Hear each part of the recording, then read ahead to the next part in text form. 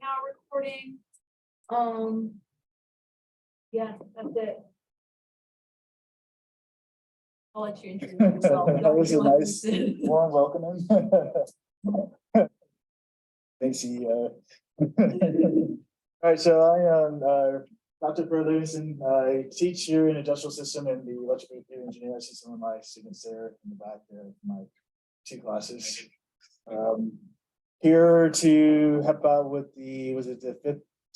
F110. F110 mobile ground vehicle system. I do ROS full-time principal robotics engineer at a company called Segmation. We do security automation, and I'm also teach here doing mechatronics, robotics courses as well, and control courses. So today is focused on programming, particularly in the ROS2 environment. I started before ROS was around, and then went to the ROS cycle around the ROS2. I will explain the difference of that as I go through why I chose to do certain things. You can always email me at this email address here. So even if you have a question on the project, or things come on, you can send an email. Text to as well. I did make a site to put things on the WordPress here, and I'm putting some examples, source code on my big bucket as well. There's not much on there now, but there will be stuff kind of coming together on that. So we decided to do 2, maybe 3 workshops, depending on what is everybody's interest. Today is really just an introduction, get the environment set up, and then we will go into simulation, and we will have a robot program to do some kind of basic control today. And then that's kind of where we'll stop. And then the next, we agreed on March 3rd for another, continue with that, maybe some navigation, SLAM, obstacle avoidance, and some pursuit algorithms.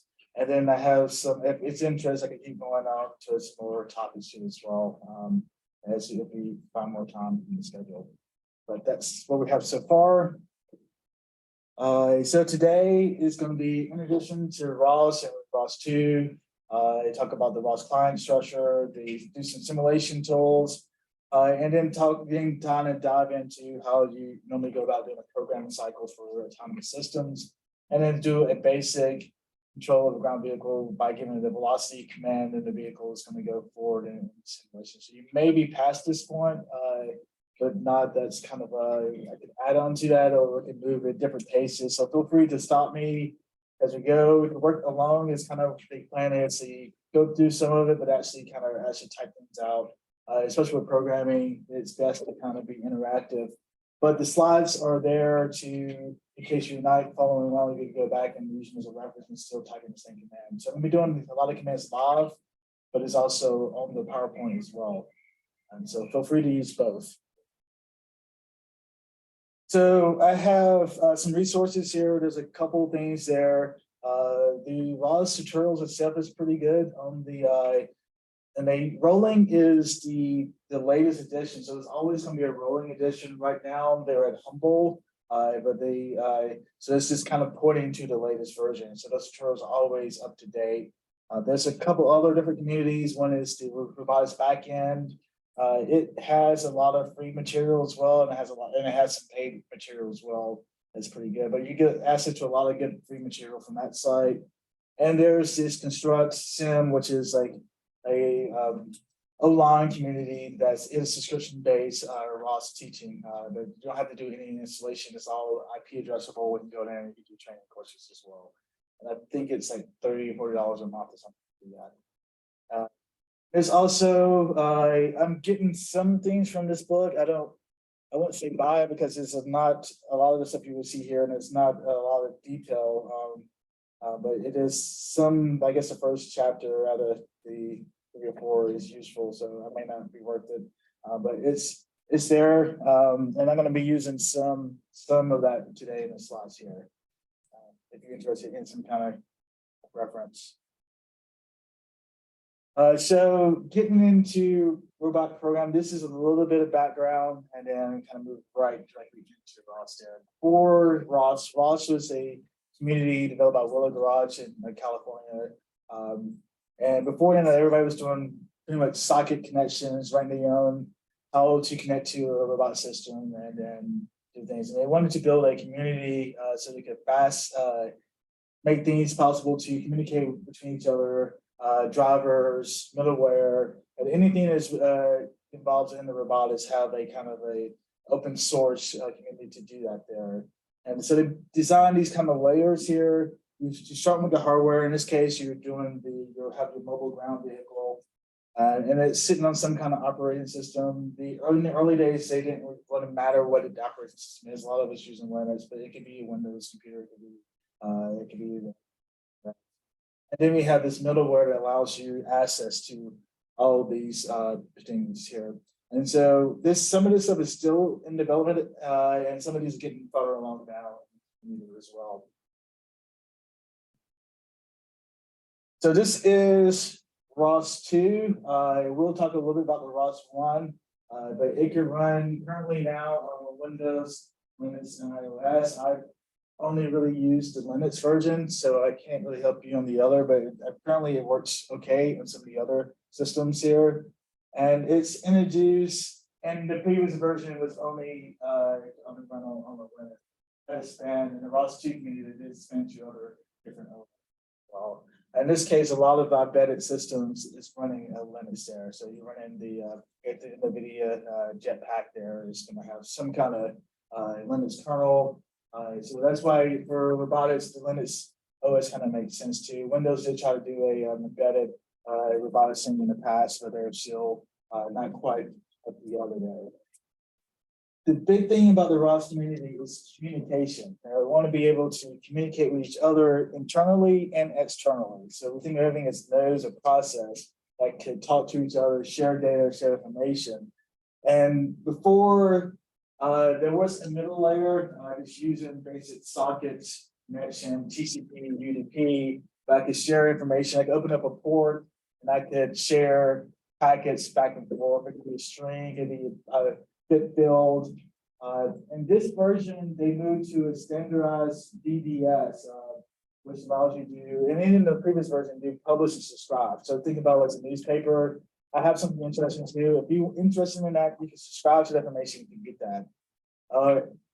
Else it's not just constantly broadcasting out useful information that nobody wants to receive. So that's the beauty about publish and subscribe method. And in this layer, they added the ability to, what DDS allowed for my sample for the government, allows us to do a lot more security than we can do in the other, those messages, which is raw data bits that anyone can subscribe to and they're not encrypted and decrypted.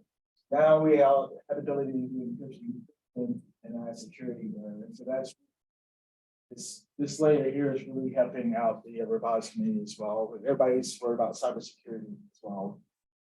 And we had the ability to change out the DDS here. This is default to, in the Foxy is DDS, but in the Humble it's using Cyclone, which hopefully these are open source community here.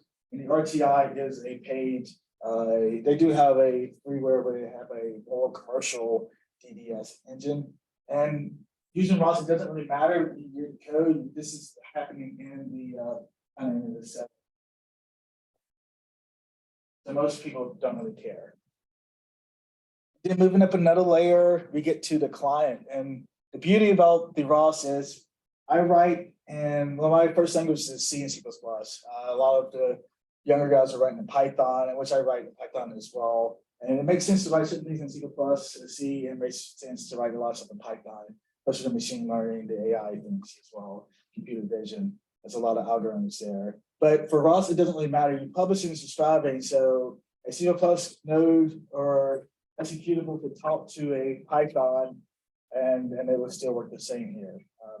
And also in the newer version, they also adding support for MATLAB and Simulink in the future as well. So everything is kind of talking to each other through this client level, and you can combine different algorithms for different things here.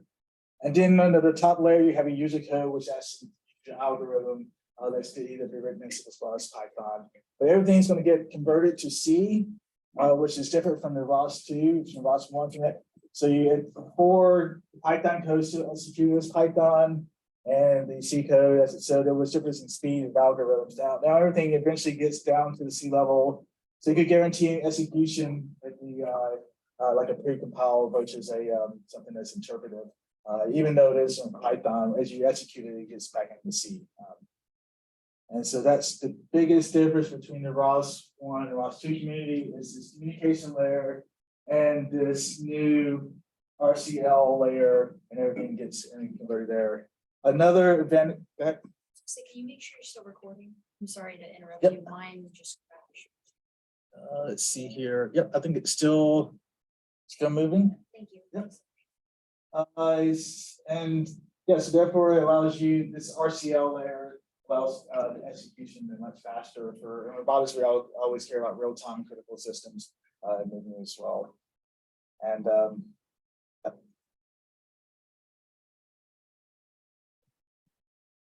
so this is the distilled background on the ROS community. We have the go into each one of these slides in detail. It's really trying to be a community open source that everybody's sharing data, contributing to the operation computation graphs, and we're going to talk about the ROS dimension when we talk about workspace here. Just dive into each one of those here. It's always open source, and it's always going to be open source here.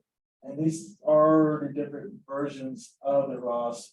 They tend to use some kind of turtle a lot in those simulators and also in the graphics. And today we're using the FOXC is the ROS2 version. The Noetic is the last of the ROS1. The ROS1 relied on the Python version 2.0, and now you can see the new versions of Ubuntu are moving to Python 3.0. And so that's the reason why ROS1 code is starting to become obsolete in life. That's why a lot of the new development is in the ROS2. That's mainly the reason that's driving the ROS2 is that in the life of the Python 2, if you write in Python, and C++ doesn't really matter. The latest edition is the Humble, and that's the Ubuntu to 22.4 with the newest version. And the FOXC will only work on the 20.2 there. And so depending on what version of Ubuntu you work is really kind of corresponding version, or they need to kind of match in a way. You can run a range of those as well. I'm still using FOXC, and the FOXC, they had another version after it, but this is the long-term stable. That's the reason why I picked this one here. This is already reached the end of life, and the Humble is now the version. And so every couple cycles, I put an LTS version, and I tend to use that too. The next LTS version comes up, and then stick with that as well. So I'm jumping on the board here, and then now it's reached the end of life. And so that's why FOXC was chosen today. And also, when you move over to your jets and your jetpack, it's easier to run a FOXC system than run the Humble system. But it's not, it is possible. So if you want to do that, you can feel free to email me, and I could be happy to kind of walk you through that. So we're going to kind of just walk through just basic algorithm development. What's good about the ROS is it allows you to kind of graph out your environment. And this graph is really helpful for the design phase and also when you're trying to do a lot of debugging. So I use this quite a bit when I say something, I'm trying to talk to a motor and I'm giving it a command, but the motor is not spinning. I'm trying to figure out where is that. It's just like debugging an electrical circuit. You debugging a software, see where that message is getting broken and trying to figure out where what's going to go. Because now you have a lot of things talking to each other. It's easy to miss the communication and it's not there. And this graph really helps kind of put the picture together. So this is an example of a computational graph. Let's use graph for now. The big boxes around things are usually called processes. So that's going to be either your Python code or your C++ code. And these are going to be what we call topics. And again, we're using publish and subscribe. So in this case, we have few executables running on that Linux or wherever your scheduler, your OS is. And you're going to have, if you look through the PID, you're going to have this application and this application you're running here. And they are sharing information through that topic share. So this guy is Also running controls, we care about how fast. So this guy's running a 10 hertz loop. And then the other guy is going to receive things at 10 hertz. So this graph allows you to know your inputs, your output, and actually how fast you are running in your system. So even in controls, I do a lot of drone development. I get in my case, I have my IMU, it's talking to my estimator, and wants to do. And I think the packet's into, but then I realized that it's only sending at 1 hertz when my system is supposed to be running at 50 hertz. So there's a way in ROS to actually monitor these packets and monitor actually the speed of these packets. And when things are trying to fail too, you can do some kind of messaging on that. Sorry, one more thing. Can you make sure they can hear you on the Zoom? Yes, Scott. Victor, can you hear me okay? Yes, we can hear you, Cassidy. It's okay. Calm down. Everything's good. Are you just psyching me out? Okay, I'm very sorry. You're fine. So we have publications, is meaning I'm going to send information out, and then I subscribe is meaning receive there. So and then ROS is always going to be public subscribers, but we do have some other communication protocol that's asynchronous. So I could send a message out, and there's a number of you guys there. So there's one talker, a lot of listeners. And I could have a synchronous versus one-on-one. So I'm just talking directly with you and you directly back there. And you give me a knowledge back. So with the asynchronous, you're not acknowledging. I don't care if you received it or not, but I know at least I'm broadcasting out to you guys.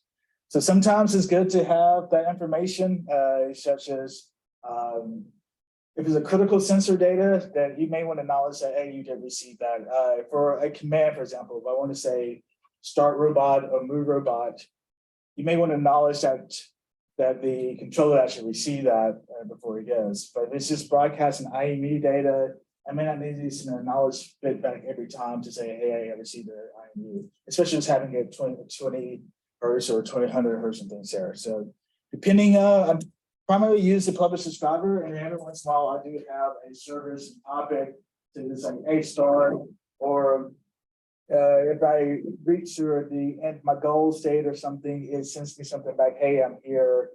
So I use those to say for big tasks, say run until I hit my goal, and then it'll give me a knowledge when I'm at my goal, or every minute something, or a status update. And this is a more detailed one. And all of these are robotics examples here. This is perception. In this case, you've been using LiDAR and camera in your thing, and this once you steer through some kind of algorithm that maybe we do the edge detection or figuring out where the lane is for the driving. And it's going to go to a controller, which is actually going to put a signal on the wheels, make it go and to move a certain velocity thing. So things are always communicated, but these are all different processes in ROS. And so it allows you, by coming up with this first, it allows you to kind of subdivide too, especially working with a large group here. So normally, I would have a team, and my team is of 8 here. So we come up with this big sketch here, and I'm a perception guy. So I'm responsible for this side of the code, but I know my inputs and outputs. And then you may have a control expert. You can divvy up the tasks here, you work on here, but you know what's going to go to input, and you kind of know it out. So you can build test cases, and then I could go particularly work on this particular algorithm, run that input and output until I think I have it right, and then I could commit my code and brings the code together. So it allows you to multitask your development process in a way by just first just kind of sketching out how you think the big picture is going to work first, and then put this on some kind of timeline scheduling here, work on this here. I think I have this ready in 3 weeks, and you can work on here, and we get back together in 5 weeks, whatever, and kind of merge things together. And so that's what we do a lot more in the corporate world, but you still adapt it to group assignments as well. And sometimes this for manager and stuff, you just want to hand this in too, so they can kind of see what's going on without understanding the code level. And then you have the extra workspace. We're going to dive into this more later. This is more of a reference. But everything's called packages in the ROS community, and they're going to allow in a certain directory structure in your. So I put the first thing is really kind of getting your environment set up here. There are a number of ways to do it. You can run things natively, and that's why we probably will work on your actual real robotic system. It's probably running Linux, and then you could have a Docker or something. But also do a lot of development using the virtual machine, and there's advantages of that because I could a lot of times, especially in the development cycle, I'm constantly I don't want to set up my OS again. I'm constantly making errors, crashing it and things. I can back it up. Also could save my VM and put it on the cloud, give it to someone else, and they can distribute and kind of work on that. So it's easy to kind of hand that off and hand them a hard drive of your code as well. And so I tend to use VMware it's a little bit slower for its performance, but it allows you a little bit more flexibility on that as well. But you can install this natively on your Linux drive or Raspberry Pi or anything that has a kernel that's Linux based there. There's a couple different options there, and there's more than this. There's both of these are freeware. Well, one is VirtualBox is where I started before I realized that it was VMware, and then I kind of switched over. They both work well. The VMware tends to work better from my previous experience, especially when teaching the ROS. There's some issues with memory that the VirtualBox, that VMware handles a bit better.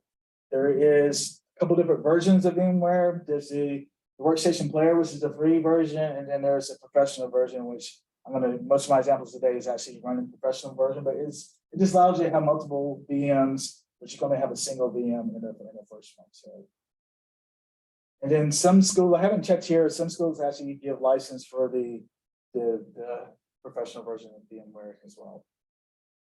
So using Ubuntu 20.04, and the reason why I said that earlier is because I think we changed these links here. These are 20.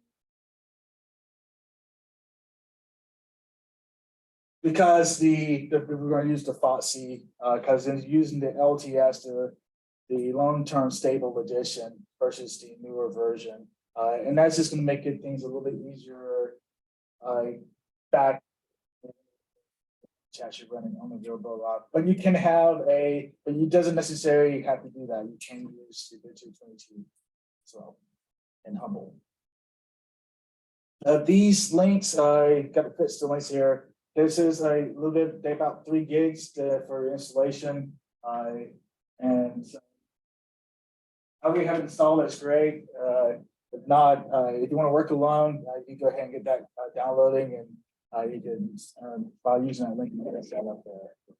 And I would just continue going, and if you have it, we can just keep moving along.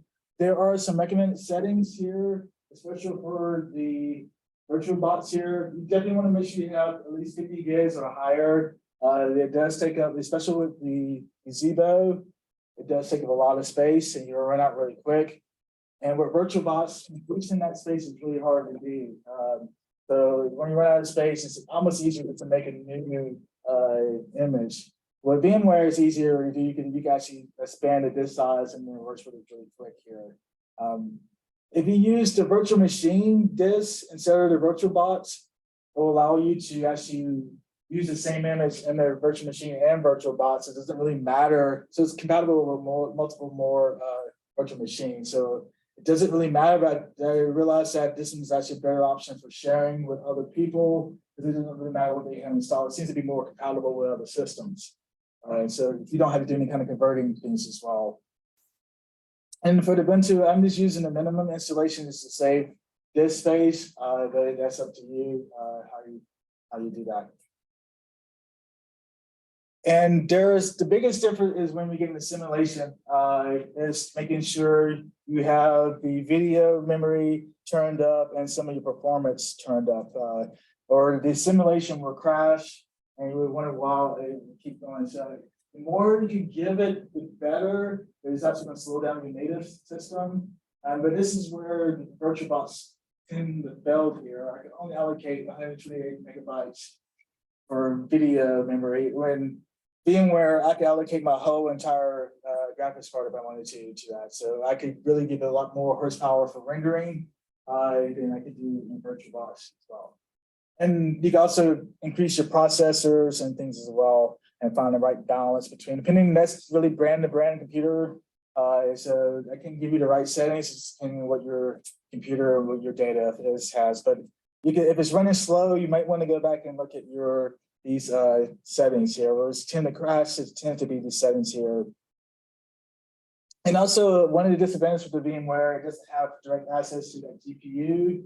So sometimes the simulators tend to crash if you have this enabled 3D acceleration. So I just disable it on my VM for if I'm using the VirtualBox, and that will solve you a lot of problems in the future as well. And it's good to go ahead and map your drives too, so you could be sharing back and forth. So. And the guest edition, in the VMware, it automatically gets installed, so you don't want to worry about that as well, but that gives you a good idea to have it installed. So I'm putting some things on Bitbucket. I had a lot of other example projects already there. So if you're already interested in more robotic stuff, control stuff, I tend to throw a lot of stuff on that Bitbucket page there. The Ubuntu 20 does come with Python 2, but the ROS also uses Python 3. So sometimes you get in situations where you try to run command and it's converting or it's trying to run Python 2 and it's going to eventually fail out. So I just uninstall Python 2 from my environment if I use Ubuntu 20. The 22 is no way you cannot run Python at all too. So this is a good way to just remove it and don't worry about conflicts between Python 2 and Python 3 code. I just get rid of it and just make Python 3 my default Python version. And then I don't have any issues with any algorithm. Especially with the older versions of the algorithm, they're written in both Python 2, Python 3, and it does sometimes it doesn't know how to choose between each other, and they just kind of fail. And I use VS Code for my program. This is a quick way of getting that installed. If you interested in that, if you use any editor for this, it doesn't really matter. So here is a good cheat sheet. I need to give a bit of updated copy. It's still valid. It has a lot of different commands that might be helpful. All we have to do in doubt is do ROS2 on the command line by itself, and it's just going to come up with an info, and you can figure out the rest of the stuff here. So when I'm trying to figure out how to do something, again, I just do ROS2, and then it will kind of give you a help screen that has some of this information as well. But today we're going to do a lot of this running in nodes, launching a program, and then and this kind of debugging. Well, using the RCL. So we're going to go through a lot of different these commands today, and this is just kind of a summary of how this is in one spot here. And so we're going to dive more into that middle layer now. This the RCL. And get it up and moving. And what these next examples are just kind of going through that here. So I'm just going to bring up that ROS on this computer here.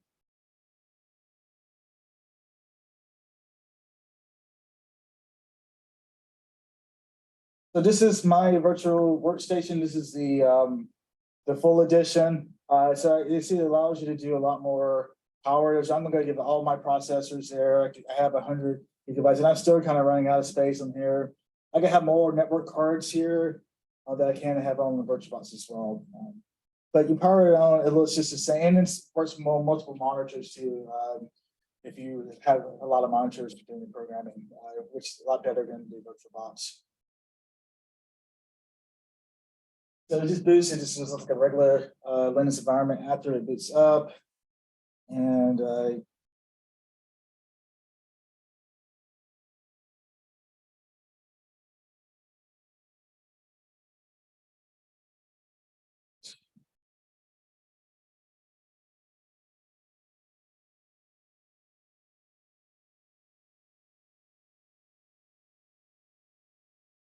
time to boot up. Is any questions so far? Yes. You have to source properly before you run ROS2 to get the command from. Yes, you do. One thing I will show you on the installation is coming up there. I go ahead and add that to my bash script so I don't have to remember how to do that. Since we get booted up, I will show you that. Because that would kind of drive me crazy after a while. All right, here is Leave frozen. Oh no, I said cursor.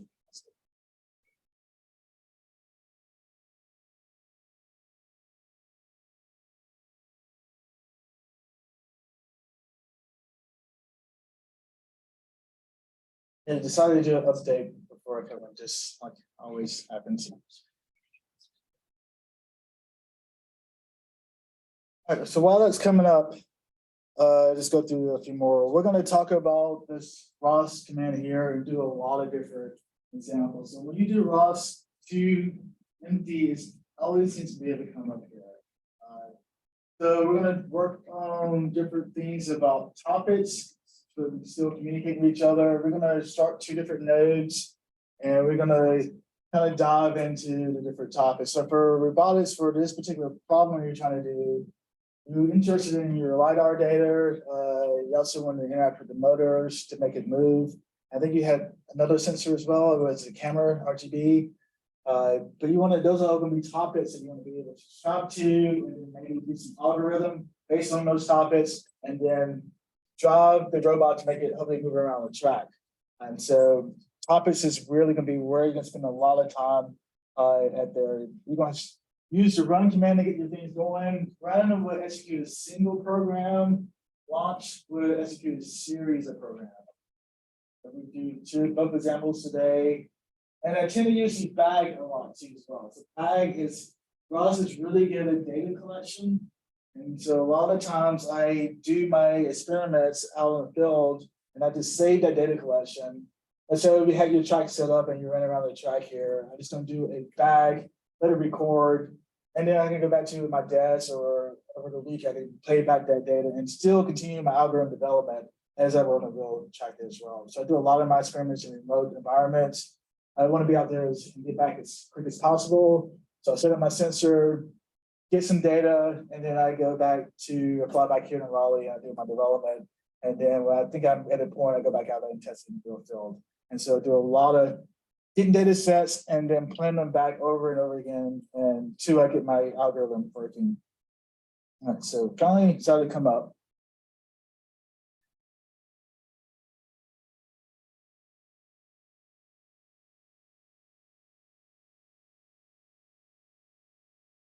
I think it's the Zoom slowing it down. I don't think I need to be logged in here. I'm just gonna.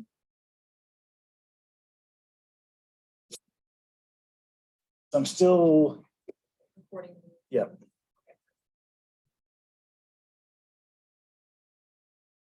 Will people be able to see what's going on your screen? Yes, Victor, can you still see the screen there? Or what do you see?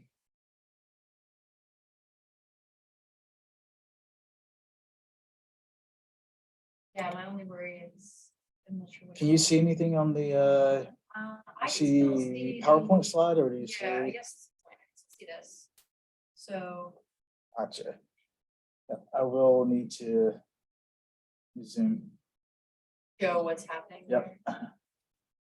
Yeah.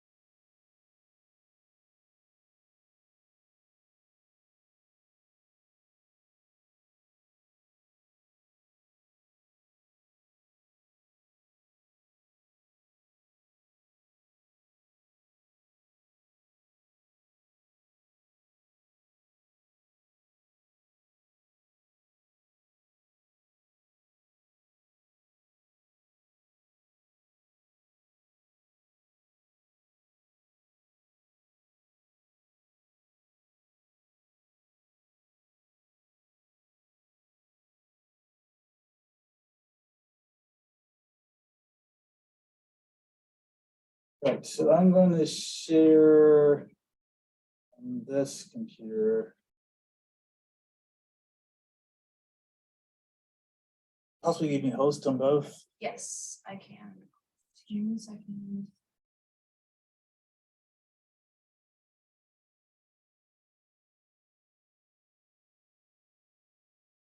How's that one?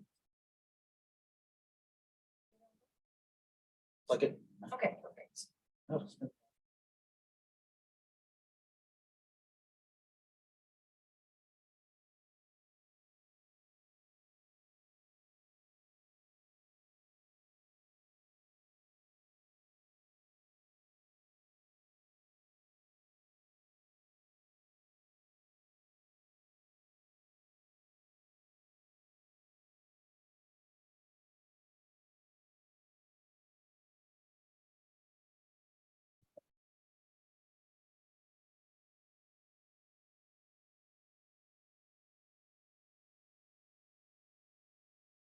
Share the screen. No, I just keep saying.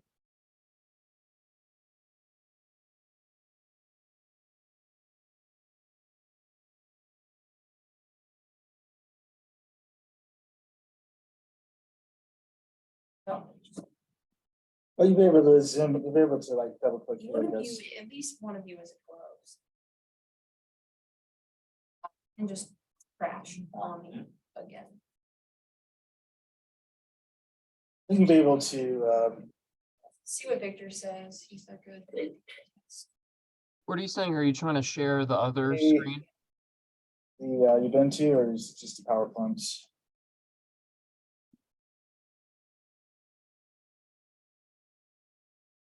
What? This is some host, maybe I could change it. Yeah, on the other ones, you'd be able to make that. I tried to make it. There we go.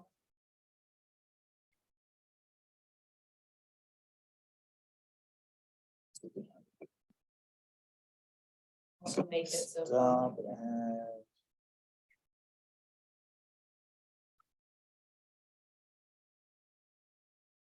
Oh, Right. yes, yes, So- yes, yes. I'm just gonna bring up a terminal here. So I have been to already, I did the installation already.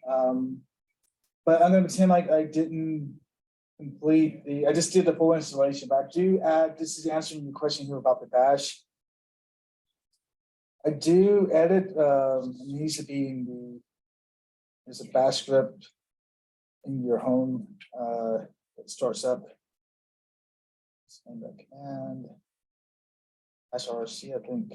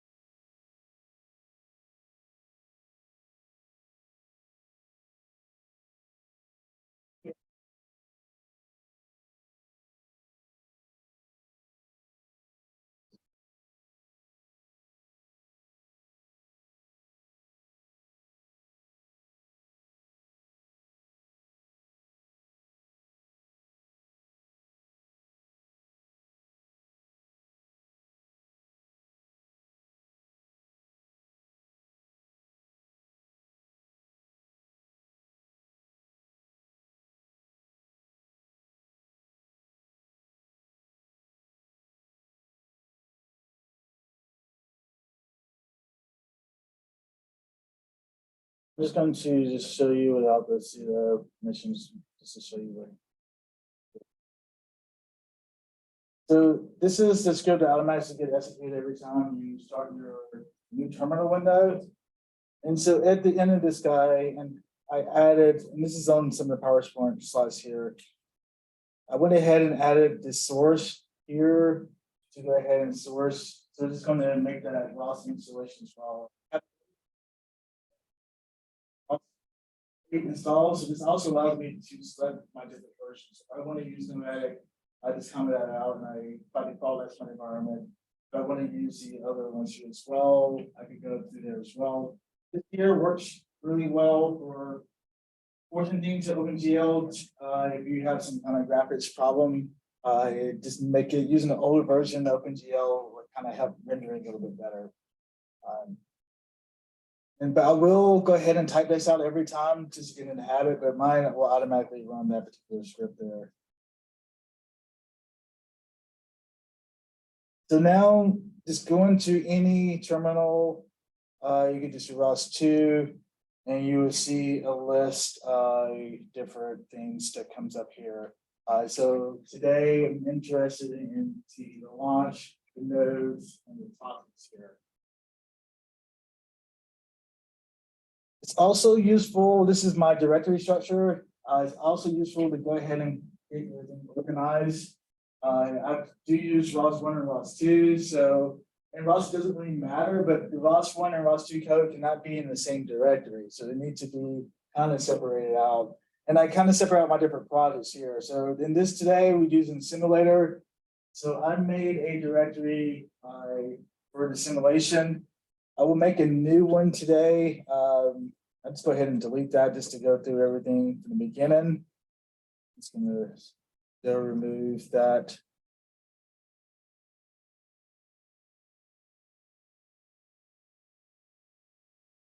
Okay, and now I'm just gonna make a directory called sim workspace and cd into that. This empty here. So there is a directory structure for ROS. All the source code has to be in a directory named source. So anytime you add any new things, you need to put it in the source directory. So the new packages and things. So that's the only directory it's going to look for. It's going to create some other different directories when you compile, but this directory has to be available in that particular folders as well. And so ROS has some built-in commands already, or built-in nodes by default, some demo nodes. So I'm going to just run a node. First, I'm just going to run a talker node. So I'm going to do ROS2, and then also I want to run. So I'm going to use a run. And there's some demos. I could start using tab complete. It does do that. So the demo. Sometimes I don't know exactly the name of it. And so it has some demo nodes and the tab here just to see what else is there. So it looks like they have some demos code in the C++ environment and also in the Python environment. So depending on if are we Python users or C++. So I'd do example of C++ in here. So I'm going to do C++ here. Let's do a simple talker. So I need to create a node here. Talker. C++.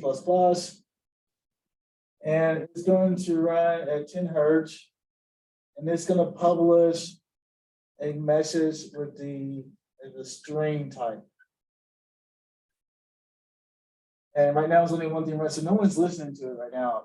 But to run that, I'm just going to run, this is the name of your package. So there's a package called demo. Demo nodes. So package is a container of different algorithms, and this particular main method in that package is called the talker. So there should be a main or class in there that has a main method, and it's called talker. Yes. Can't get mine to work for some reason. I've got Boxy source, so I'm in sim workspace. Okay, right? and what do you see? So I have an alias, so Boxy source, ROS2 run demo.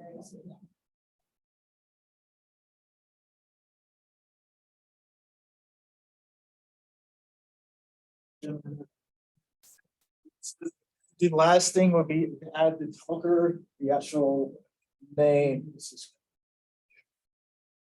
So Okay, this is yeah. the package and then the talker. So this is the package and this is actually the class called talker inside of there. And the talker has a main method. And it's gonna publish some things there.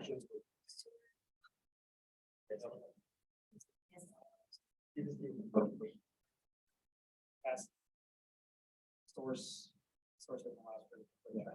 That's what I'm doing. Yeah, I think you just missed that last argument. Yeah, I've got one. And so I'm just gonna open depends on how you like to do the terminals. I just do a new terminal to decide. One thing complain about ROS, you're gonna have a lot of terminals. Just to see if things are running, I'm gonna do ROS2 node and I'm gonna do a list. And now I should see that I have one node running and it's called talker. So another command is that node list is a good thing to kind of see what's actually been executed and what processes are running on the main computer, ROS process. And I also could do a ROS2 topic list. And I can see that it's broadcasting a topic, which we're going to use the script for that, called chatter. Is a type, let's do a ROS list and let's do a T here. We'll give you the type as well. So it's it's broadcasting chatter and it's going to be a stream message. So that's how I knew this was a string here on the screen. Let's go open another terminal here as well. Now that I know that it's broadcasting something, I wanted to see what it actually is. I'm gonna do a ROS topic echo catcher, and I could see the payload of the data. And so even this is a talking class, could be an IMU sensor broadcasting data, and sometimes I just wanted to kind of see some of the raw data, making sure the IMU is actually move the IMU around and then making sure that that state is moving or something like that. And so I used this topic echo quite a bit to kind of see, without running an algorithm, kind of see if the element sensors, my hardware is kind of moving around and debugging that as well. And another one is I could use Hertz here. And so now I know it's broadcasting strings correctly. I also want to verify that it's running at, it looks like I'm running at 1 Hertz, not 10 Hertz. So sometimes the data rate is important, especially when in control systems. You need to run at a certain frequency or it changes the whole control algorithm. So this is all just using the ROS topic. So far we use the ROS run command here. We started a node and we just kind of see what's been broadcast. And then we also just kind of verify things are actually moving as well. The last thing I want to do introduce is a ROS. Let's do it one more terminal. I like to just graph things out. So I like to use a ROS2. Again, we want to run a built-in program in a ROS system that does a graphing of the environment. That's called an RQT graph.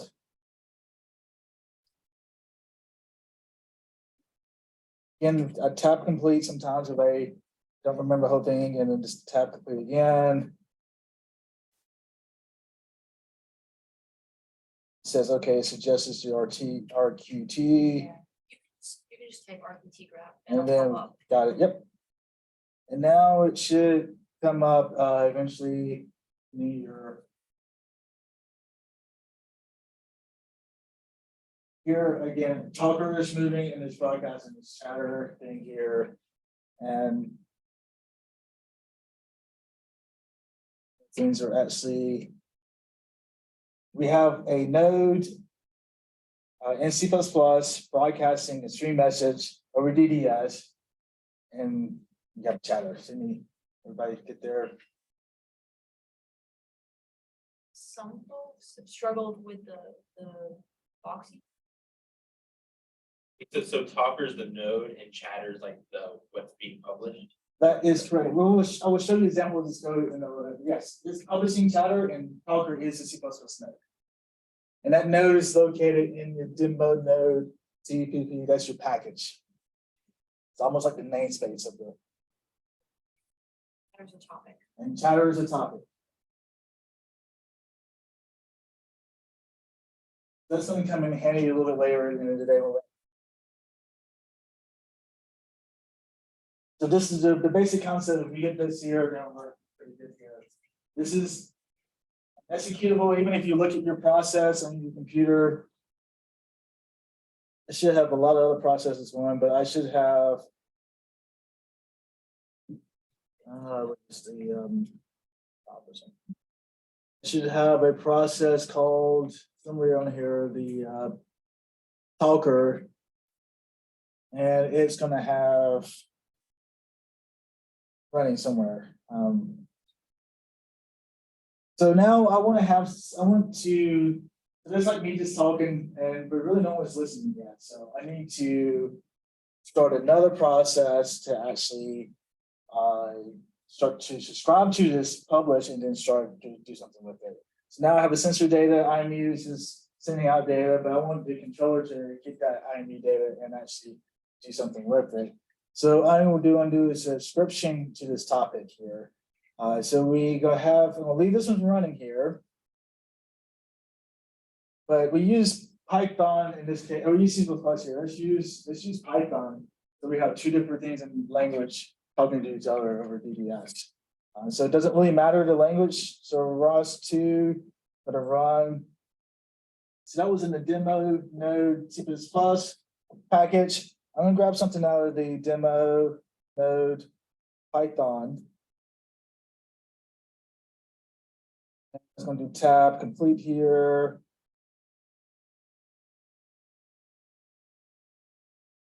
Close this, or this takes quite a bit of resources. Close that out.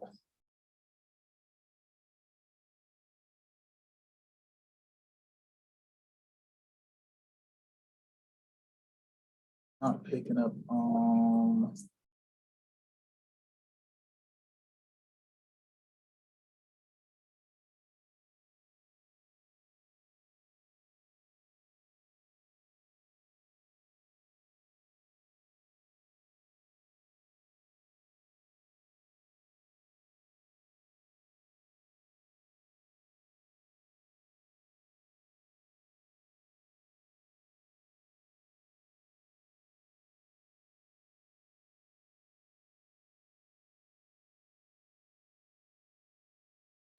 Let's see, that was the talkers. Do I think it's listener?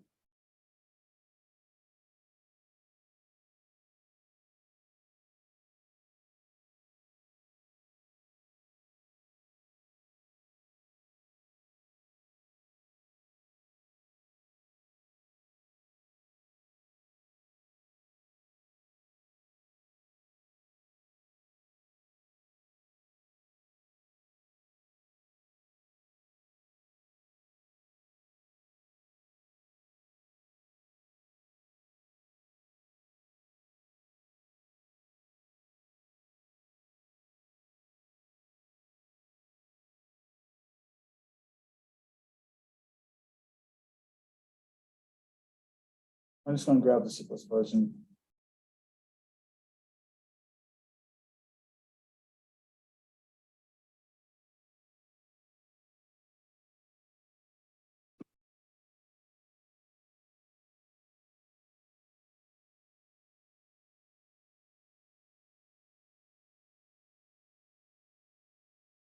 It's a node, it's a non-node. Ah, thanks. So I was trying to do tab complete and I realized that something is not, it should tab complete, so it was like something's missing. Yeah. All right, so this is the listener. Thanks for that.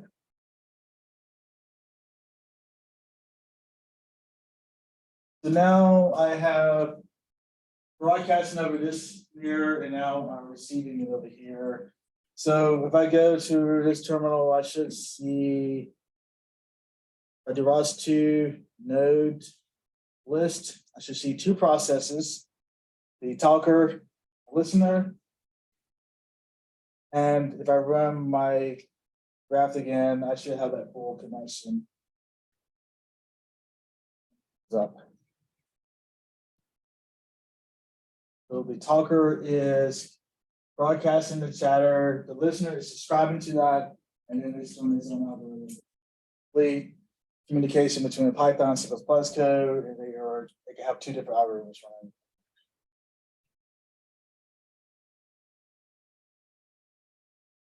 So that is a basic of this ROS topic, run command, and commands there, and the ability to graph that as well. Any questions on that? I'm going to jump back to the slides and get this going again. Now let's move more into the particular robotic problem we have here.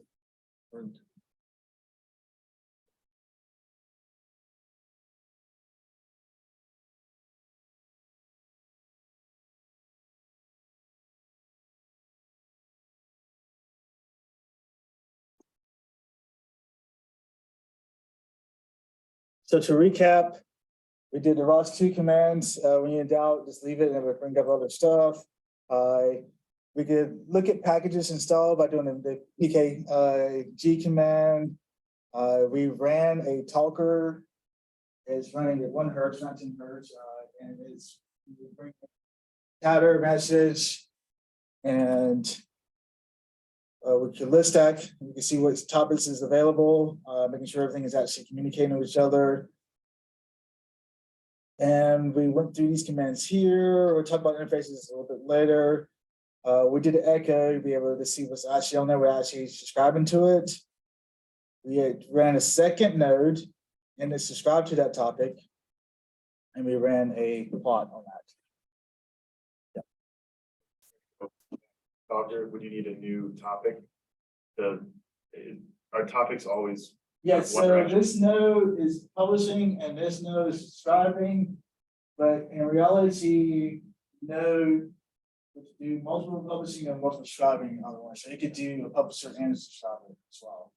I don't come to the same topic, or we'll get into some kind of cast and then go right back in. The callback would occur immediately and it would never just go right back into a loop.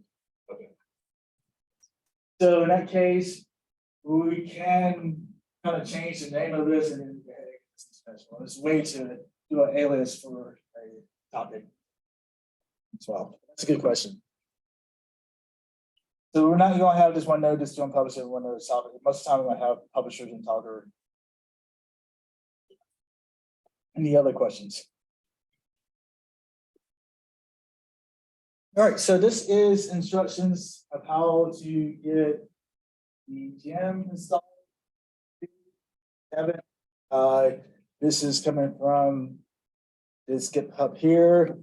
Got it, verified it yesterday. It is working. The default instructions are working well here on the computer here.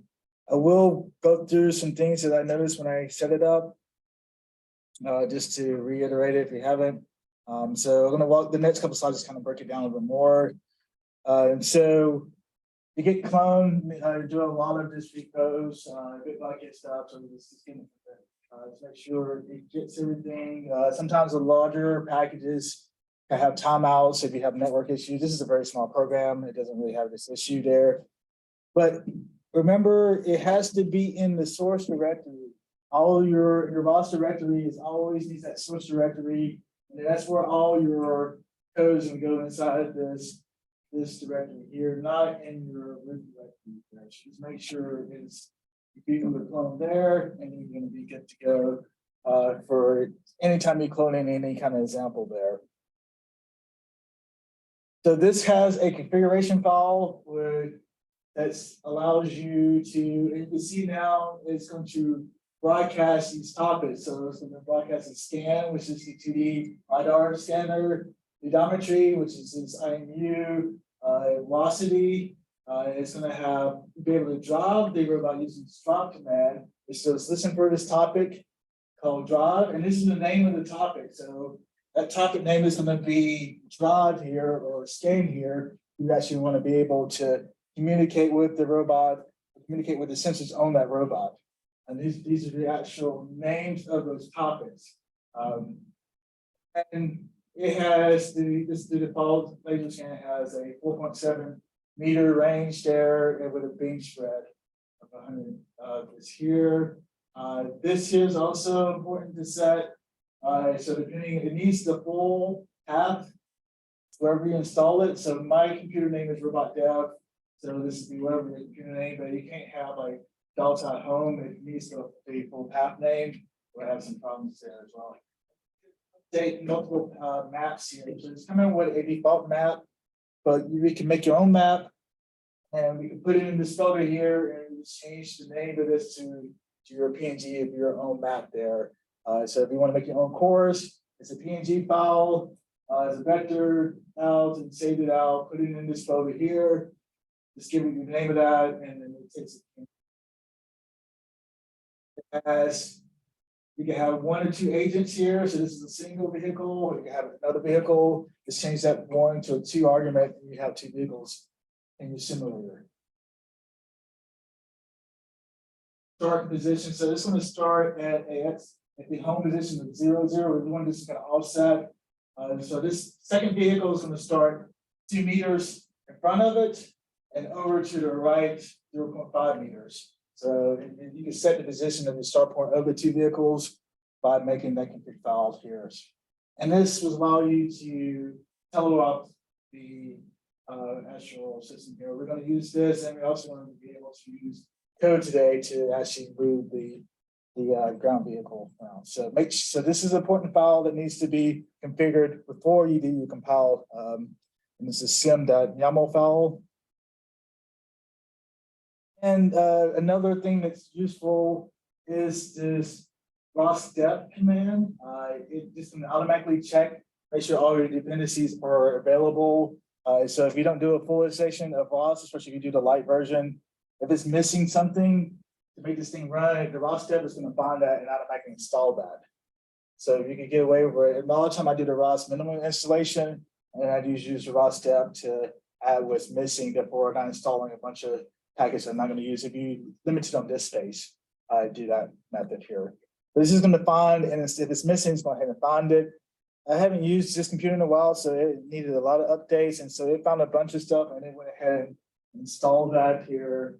So I'm able to use this simulator without a problem. So that's the beauty of the ROS2 there. And then you need to build your packet. Calcon is the ROS builder. Is based on CMake, but it's and that's different from seeing the ROS1 community as well. It got a little bit better with the Calcon. It really helps you bring packages together. It's very useful these days too. So to compile it, we're going to use Calcon build, but there's also other commands, just like we did ROS2. There's Calcon, there's test. There's you'll be able to do some automatic testing cases there. Be able to run that as well. And then we're going to launch. So we did run, which runs one. This time, these terminals, we just ran. We ran the listener, then we ran the talker. This launch file is going to just bring everything into one, so I don't have to do all these different run commands. It's running multiple that I will show you all of that too when I switch back over to this computer as well. So just kind of give you a preview of what we're going to go through. That's going to bring up the simulator. We're talking about RViz. We'll be able to now subscribe to these topics. And remember, it's going to do the scan. But also, it listens for the command velocity. It listens for the, there's another thing that you can actually make it move navigate. So we're going to do that as well. Just bring up the environment, kind of play with it. And I'm going to talk more about this when we go into the actual Swiss computers. So these are, I do my ROS topic list. So I just listened to what, I was trying to figure out what is actually going on in the background. So I noticed it's listening for this command velocity, which is going to be a vector, a linear vector. So if I wanted to make a robot, in robotics here, we have like a X, Y, Z, and we always use right-hand roll there. So I just want to give it a vector command, so it's going to be per X of 1, 0, 0, and this is going to go forward. And also we have rotation about X, rotation about Z. It's always going to be, I think about using my hand here. The X-axis here, right-hand roll. If I want to rotate this way, positive, that's a positive rotation. And this is going to be in to make the robot twist by doing the angler commands. I'm going to show an example of that as well. And I could give it a drop command as well. I could get the actual velocity of the robot while it's moving. I should drive into them. I could get the mapping environment. We're going to talk about that in the next class here. I could get the actual laser scan by subscribing to that topic as well. So we go through the different topics of the simulator, and this is a little bit more detail on that vector I was talking about here. Has a linear, X, Y, Z, and angular rotation, radians, and I can move by just giving it a twist message. And I'm also could give it a drop command, which we'll talk about when we do the autonomy. And I'll be able to bring up a keyboard. All it's going to do is just publish that topic to make it move. Make it move using software. We're going to write, I'm going to subscribe to that topic. I'm just kind of interested in what was going on while I was moving. And you can see here, 0, 0, 0, it's making it stop. I'm making it go backwards in the X direction. And then I'm going to make it go forward by making it positive. And since I know that information, I can write our own code. This is what we end today with, writing code for this.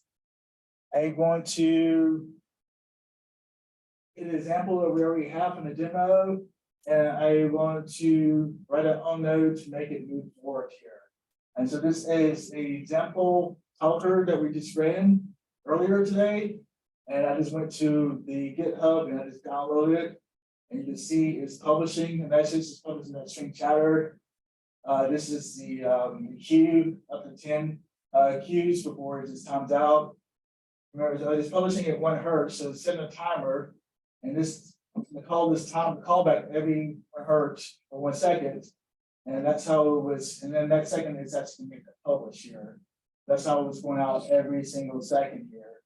I'm going to take this code here and I'm going to just modify it so I can publish, and publish a string. I'm going to publish a velocity command, make the robot move.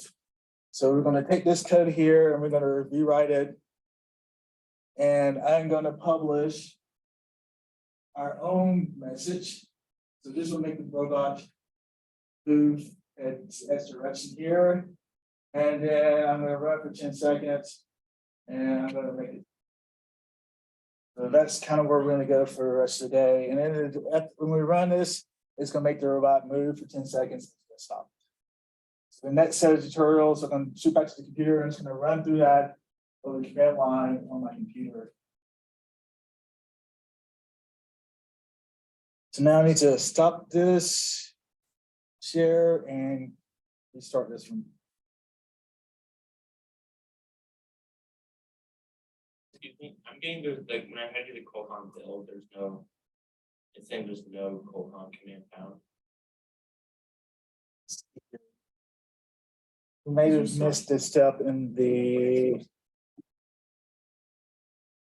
colcon build is,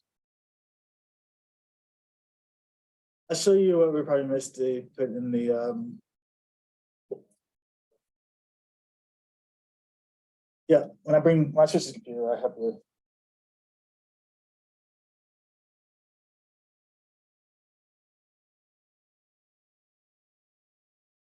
Everyone see? Back to Bluetooth.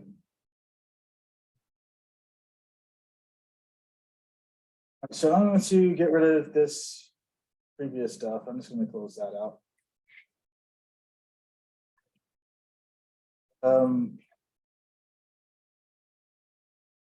It's your error real quick.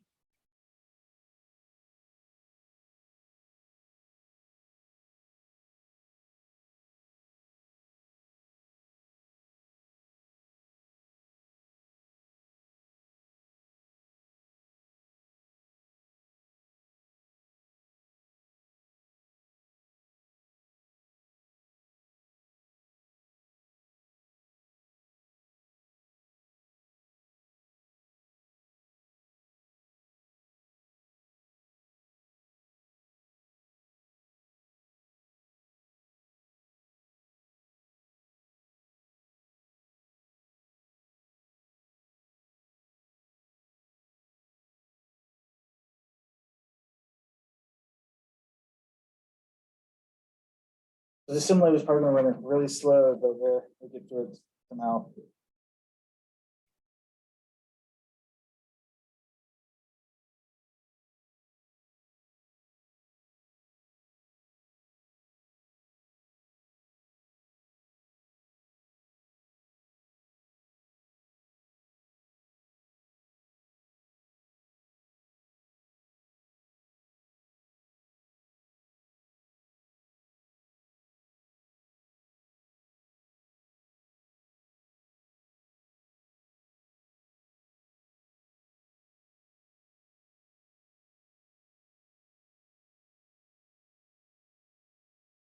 May need to install Qualcomm.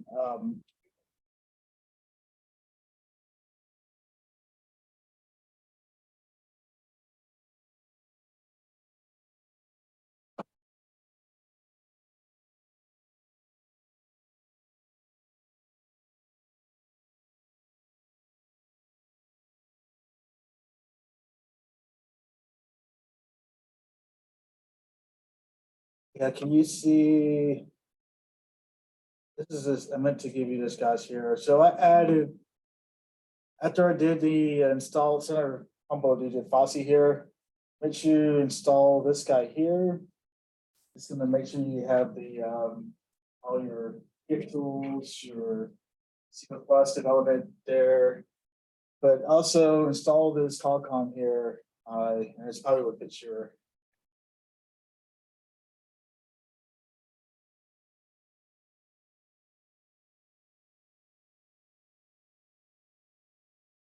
It's just on the web.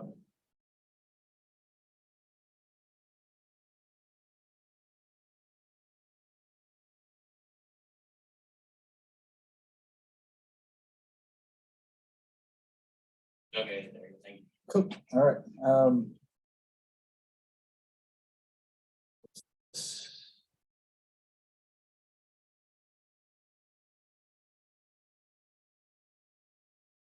Right. So what I did is made a new directory sim for this particular demo. And then we have source. I want to go ahead and grab the gem stuff here. So I'm going to get clone that in the source directory. So cloned in HTTP, the name of the site.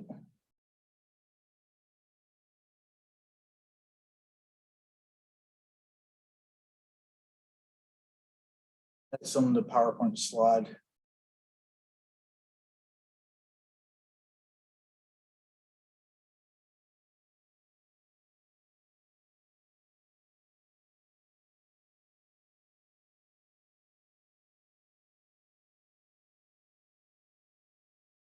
Spelled that right.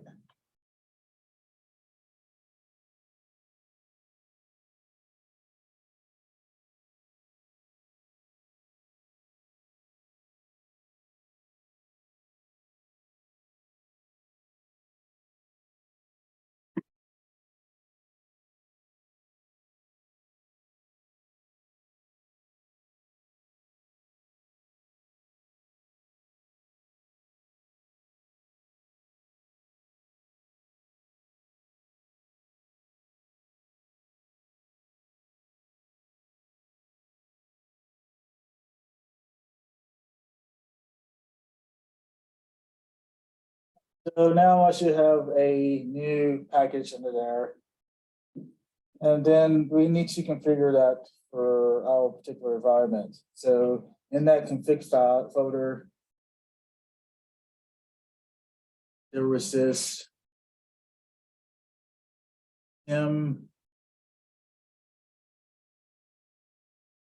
to just update this path to my actual computer. So I'm home robot, yeah. Or is not gonna find the map thing as well. So that's one, and then if you want to change the agents, you can do that here as well. But that's one thing that you have to do from the default. Other than that, that's good to go. So to compile this, you have to do that in this directory here, before your source directory. It's Qualcomm will kind of figure things out on its own, but it's so you could do it here, but it's best to do it here. So this is where I do all my build and before your code here. So the Qualcomm build here. And it's going to find, you have to source your ROS2, and it's going to build the, it's doing the compile, it's running the CMason. We're making all CMason in this class. So it compiled the default code and there we go. We also need to do is one other thing that didn't do earlier is so, but we'll go back to that. So when we compiled it, now you notice we have 3 more folders. So it, like if you ever used CMake before, you had to make your own build folder and then you go in there and you do CMake and then you do a make all. Qualcomm kind of does all that for you in the build folder and it automatically installs it in this installation folder. You don't have to do a make install command there. And so sometimes I install, especially when cross compiling, I'll on this computer here, and then I just copy these files over to my target. Therefore, I don't have to compile all my jets and sometimes, which takes a lot of time, depending on how big the project is. And another thing that this thing needs is actual. So that this is a wrapper around the actual simulator. We need to actually get something I didn't do there. So on that web page there, we need to actually clone it as well. What did the clone do, right? So I need to clone the gem, not the ROS, in the same repo environment. So I'm gonna have that history here.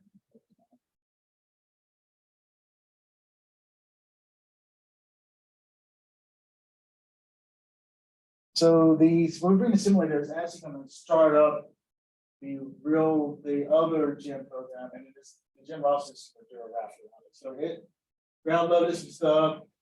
You can do this in any folder because we're going to install it, so it doesn't really matter. So I'm going to CD into this folder here, and now it has a Python setup script. So I'm just going to execute that there with the pip3. That should be your default, not the pip2 if you're using Python 3.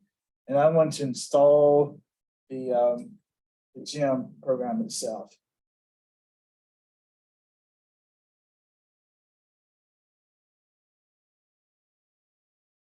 So I had a look at the gem program. They're doing a lot of papers. Igor Naros is the robotics community good conference in the Robotic Automation Society IEEE. And they're doing a lot of research on some good direction algorithms there. So this installed there. They do have some examples in there that I kind of play with. Yep. Do you want it installed in source or outside of source? This one could be installed anywhere. And we did an install pip3 install, so he's going to put it into your directory there. So it doesn't really matter in this case. Make sure it's outside of source though, because it's going to get confused. It's not a ROS package. Yeah. So inside the examples folder, they have a waypoint follow thing that's pretty cool. I just played with it the other day. So I'm just gonna do Python 3, just kind of bring it up just to kind of show you where they're doing.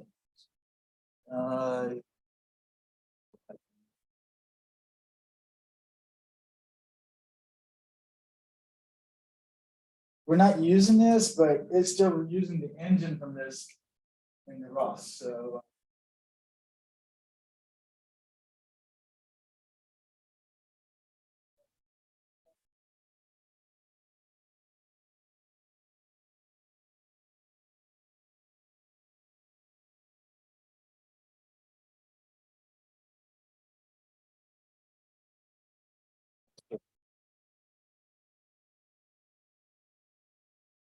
It's using RK4, which is a kind of graphics. There, do a simulation, and they were able to build up trajectory algorithms and some advanced mapping really quick. It's the person who's kind of involved in this group is really into trajectory generation. I'm not sure why that's came up by now. Pop up a second. Necessary and iterated, so I'm gonna keep it, I'm just gonna close it. I do have a screenshot of that, I believe, in the slides. No, I don't. Oh, here we go. It's up. So see, it's should be moving around this track if it was actually. So it's found the optimal trajectory around this curve here, and let's wait to try to optimize, make this run as efficient as possible. Something that you get to in this project that's great is you want to figure out how you come to what waypoints to get to the track the fastest.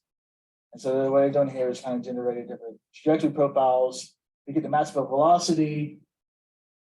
And then you can just make the robot go through those trajectory profiles for the actual. The other version of the algorithm is kind of doing it. And you can just draw different maps out there and trying to compute that. So the next time we'll do some like line following and some pursuit things here. We go a little bit more in detail here, but the whole research lab is focused on optimization of the trajectory here to get it.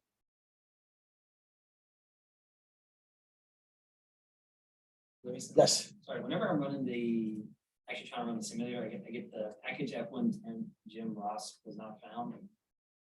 So, When you okay, where are you at again? I tried to run the simulator. I ran the ROS2 launch F110 Jim Bridge launch not live. And what's the message? Package F110 Jim Ross was not found. You might did you make sure you did this installation here?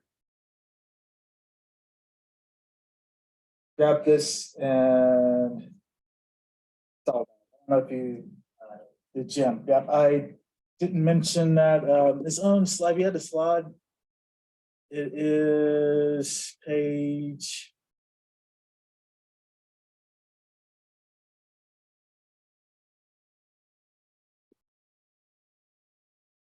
Page 34.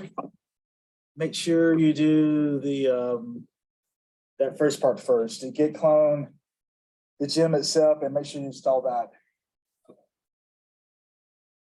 If not the. So that is the simulator that we're not going to use, but that's part of the package. It's not too important, but you do that. Make sure that it's actually installed correctly. We run an example, and then we actually going to use the ROS version of that, so we can actually subscribe and publish to that.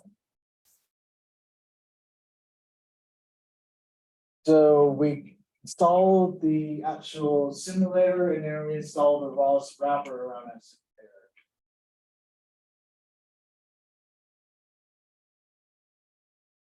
So now we go back here, and every time we install a new package, we just compile it using Cocoon. I'll do it one more time. Just a Cocoon build here.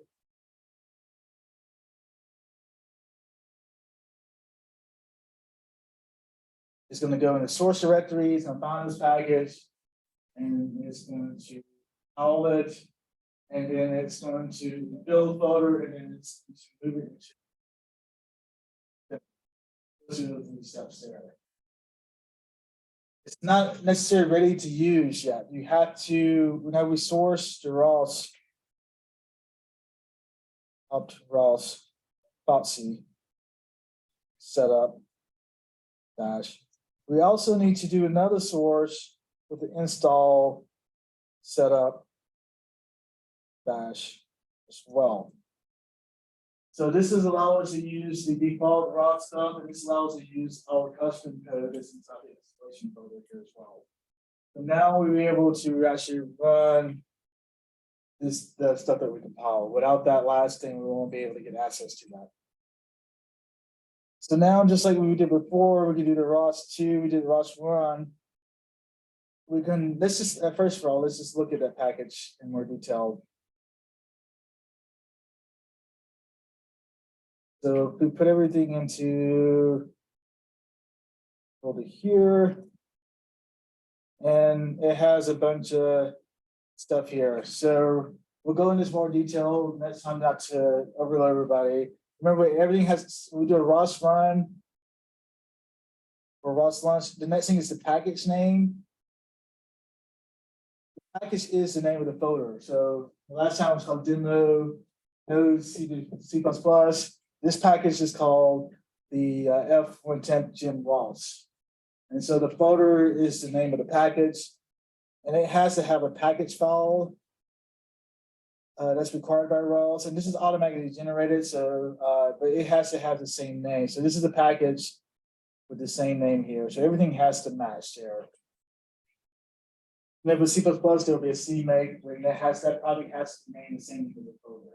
So when we do the ROS run or ROS launch, it's looking for that particular folder, and that's how it's able to find the code inside of that. So this time I'm gonna do ROS launch. The name of the folder we just downloaded, the name of the package we just downloaded, which is the gem_ROS. Now we want to bring up things. So we launching this time, we're not running. So launches allow us to run multiple things. So it's gonna look for the launch folder inside of this package. So this package, we open it up, it has a launch folder, and it's looking for Python. So Gem Bridge launch will bring up the thing. So Gem, and you can tap complete as well. And I'm just gonna preview the launch file. Right now, just don't get too involved in it yet. You see, it's running multiple nodes, so I don't have to go in one terminal, start this, run this here, run this, and this. It's going to start a bunch of nodes together. So this is like bringing up a full system. So it's just a better way of bringing things up here. But I'm going to bring, if you run this here, you should have access to the simulator now. It should bring up this here. It shouldn't have, if you have any errors here, let me know now, because this is where you're going to, you are going to have some problems beginning. It takes sort of a second for this to actually start broadcasting topics and things. So if I look at my terminal now, it's probably giving a bunch of warnings. And hopefully that goes away. If not, then make sure that map directory is set properly to the right path. And give me a minute. But I think it's already stopped. So now I have a generic map, and again, you can change the map in that file back here. Make you a different map. Yep. Had a little bit of it. Took a sourced Foxy, I sourced install, and I just put ROS2 launch F110 Gem ROS. Is there any step on this in there? Let's see here. Well, What did it say? Get it? I need to build it again. What's the error?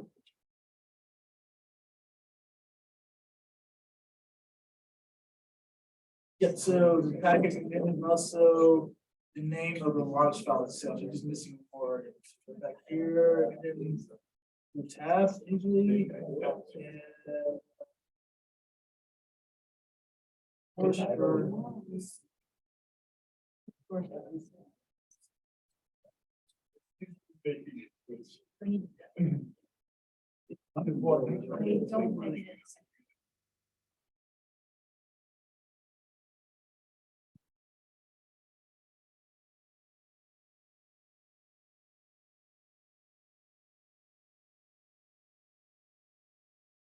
Copying my error.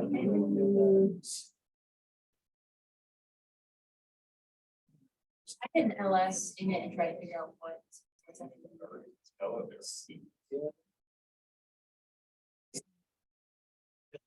It's still fine, so something.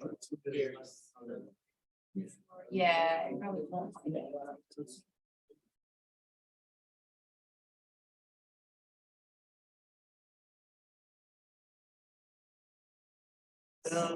Gotcha.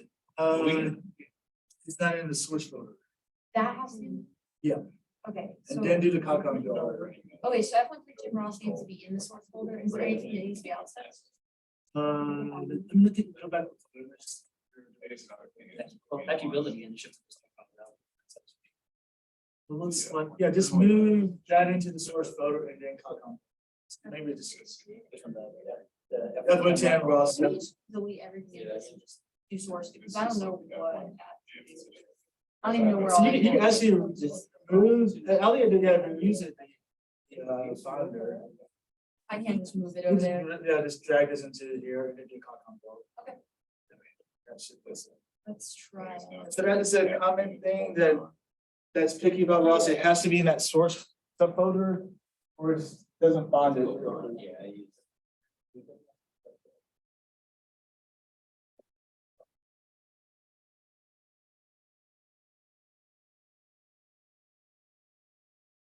It said successful this time. And then make sure you do the source install. And I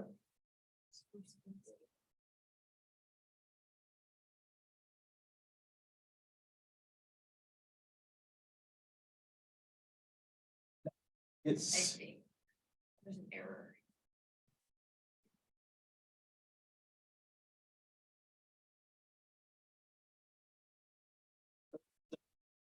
Jim Ross folder is in the source file. that is correct. So here's my directory structure.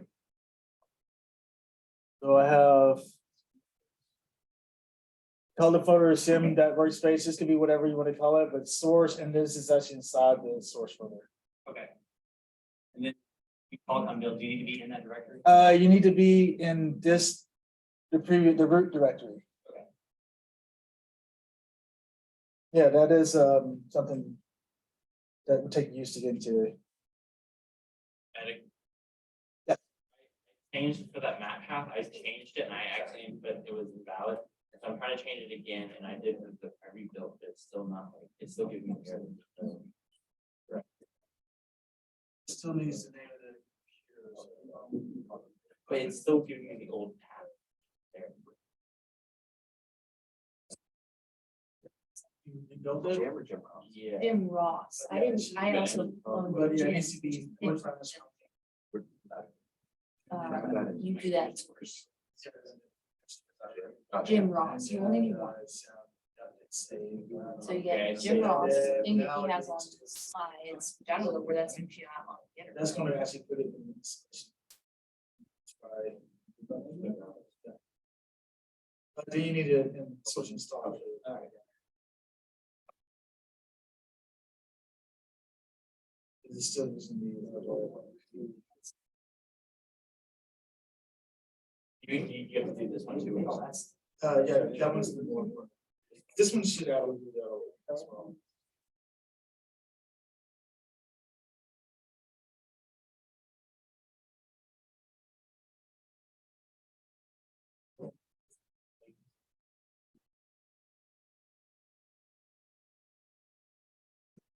Okay, I think you have. So what we should do is go back to LS. Yeah. Make sure you do your source policy before you do the Kakam.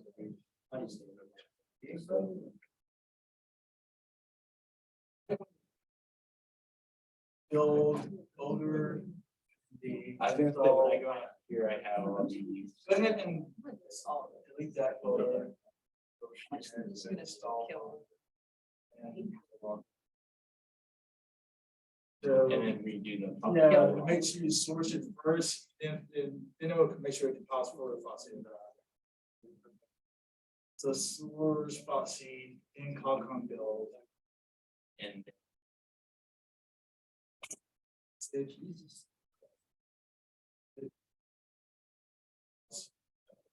now you should be able to install, so.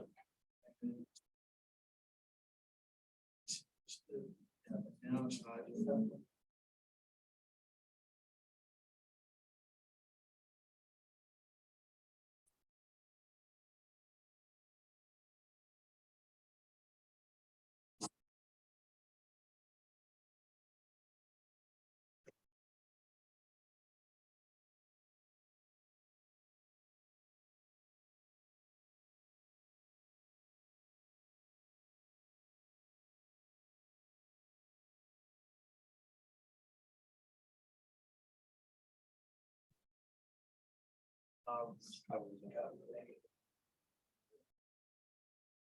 Should fit you there.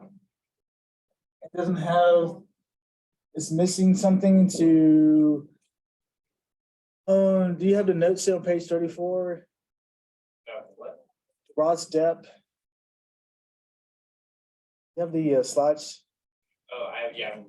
on page 34. Before.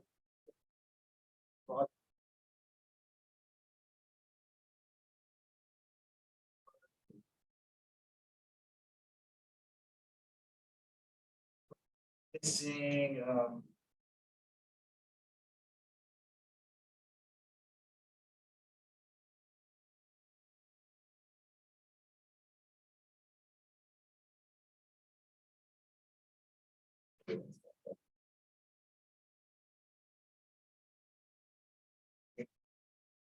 And then we'll have to redo it. So we're seeing. you can try running it first with God and. Okay, thank you. But I think that should fit you. All right, how are we? Aggregate, I'm closer to, it's built in. Where are we supposed to call the?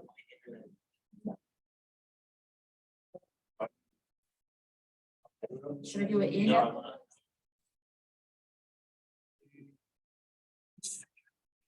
So we should launch it in I'll the. maybe redownload this, but it doesn't. I'll show you.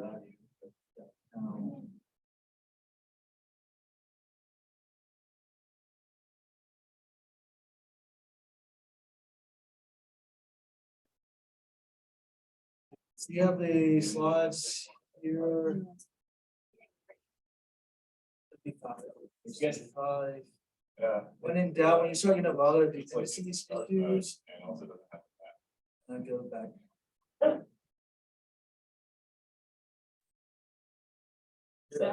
Yeah, it's not something that's not installed, so it would automatically find it. Should I do that in sim workspace? Yes. Okay. And that Yes, I usually, it's good, sometimes usually good to do that every time you install this. It's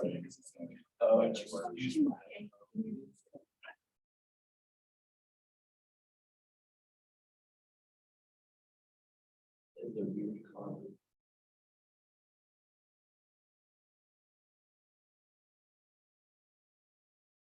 Yeah, that worked. Yeah, that's usually a, so that's another one to probably maybe, I'm gonna make it bigger. Because that's. something that comes back up. Yep.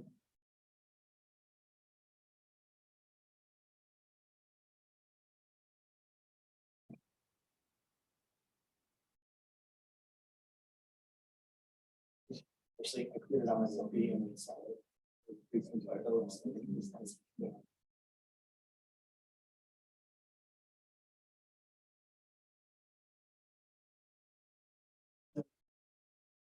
It's like this kind of wood. Yeah, no, I did.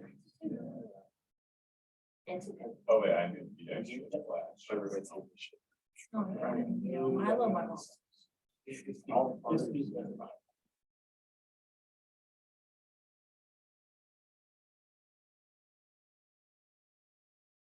Not very much. You need to be enjoying it. Wait, Yes. What's the other? So, yeah. The it's source. really hot on the butter. There's no way. The cotton's like, yeah. They're not that bad. I think. Not like a. That's what's Yeah. up. Yeah. It's about how much you're. Yes. For. I don't know, but it's not this one's. Yeah.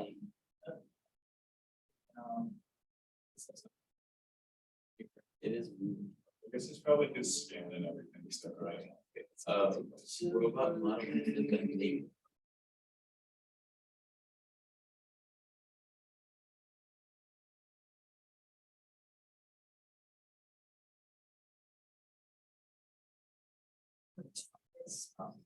Yeah. Yeah. Yours. Yeah, it did.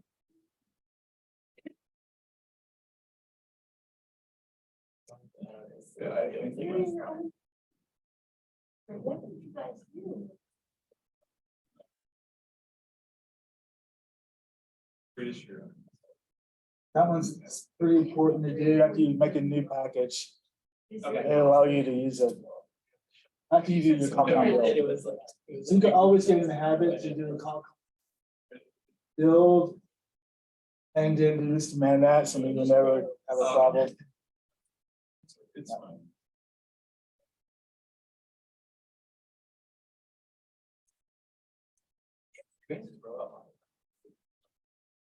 I just have a square.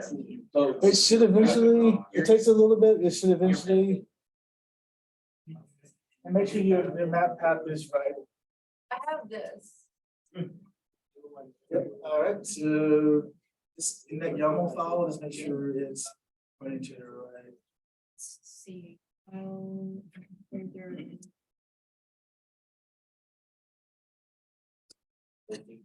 And then go to.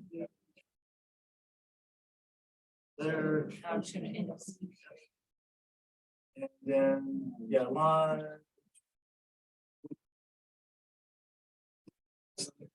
So, Oh, okay, yeah. so make sure you I'm put gonna- in your. Slash.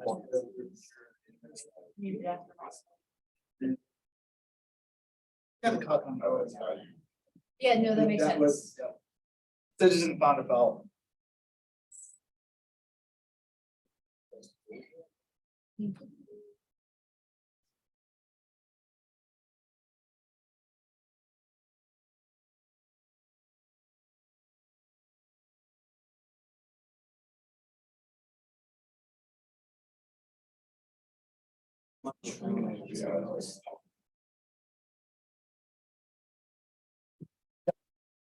Well, I just had kind of question. The. When we pull it up. That's it's what I like have. working, But it's I not need to do that, like. and I need to modify the. This is like disabled or whatever, or did it have like the scan, like. Yeah, it's- So this never worked. Yeah, What's it's happening in the crazy. budget? Yeah, mine. Was there one point?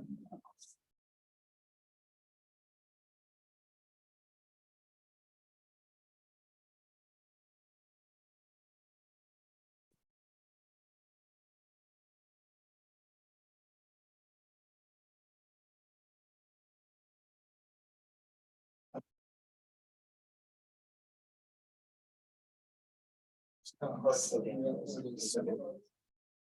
You want to make it-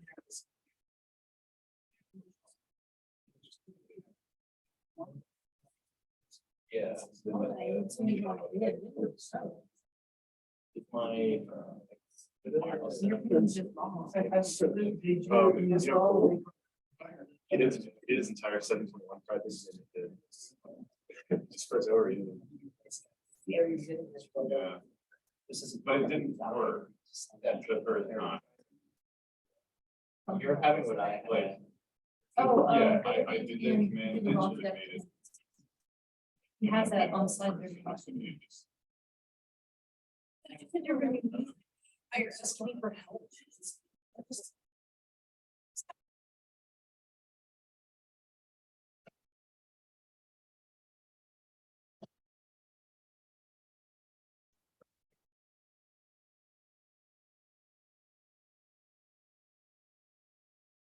Do that, it'll fix it. Yeah. And then, rebuild. If something else. Maybe want to do the ROS step again. Just make sure it's. It's still. Yeah. Oh, Sim stores at Jim Ross. I just.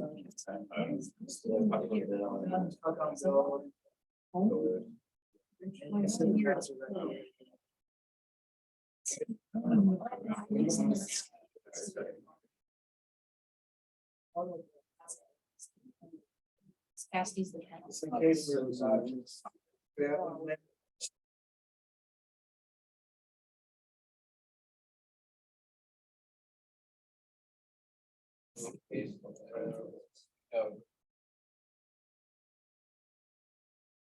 I did notice when I go into the save, you go into source and then just. Oh, no.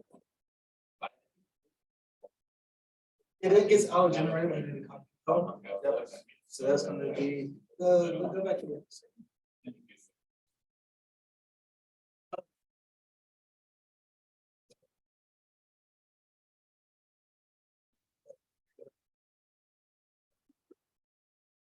Those only should be. Local. Whatever you running.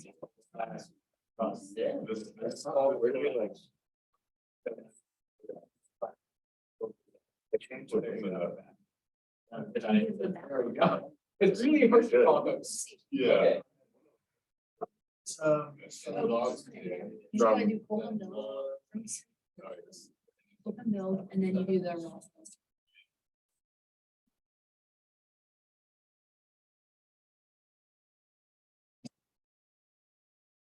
It's like two things, mine would go. Yeah, mine only builds one. Oh, but you got this. You had multiple, Yeah, mine just builds the one. delete those photos. Ours only builds one, I think, like F1 Gen. Yep, that's fine. Okay, this only brings up fast, I'll show you this. I think this is one. Yeah, it's Wait. opposite. Did you get it? What is it? Um, You look at this, yeah, so what I do sometimes is go to. this. Yeah. Make yours working or. Mine works. That issue for like the past like 15 minutes or something. So I basically Okay. really all this stuff and work. Gotcha. We got it working with. Yeah. You got like. And I think you need that force. I tried that. It was. You don't. Maybe it's. Slashes. Yeah, I followed it very carefully. So somewhere in this is. Okay, I also sourced it usually between every step. just to Yeah, make if sure if you ever go out, just go through this. Especially if you have multiple. I'm just visualizing. it right now. Anyways. Right on him. If one person knows, they all do. Yeah. Yeah, just probably. Okay, I'll play with it later. It's like. You got, Not as fun. it still shouldn't bring up the.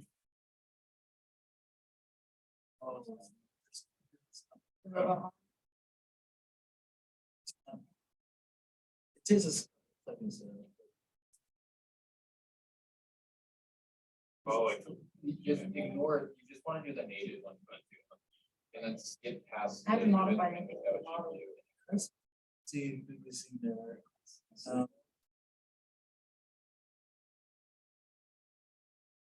But actually start seeing the laser data. Show you what, show what.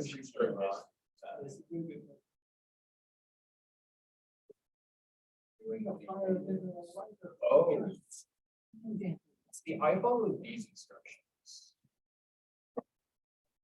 Right in here. You probably want to do, post that out just to make sure that everything is installed.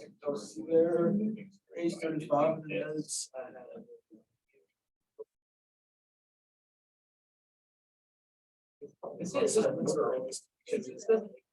Yeah, that helps. So I clone. This doesn't make sense. Ross should be funky sometimes and stuff. Yeah, it is. Where is your? It installed that, yeah, I didn't know that. You may only get it. Oh. Oh, right. Yeah.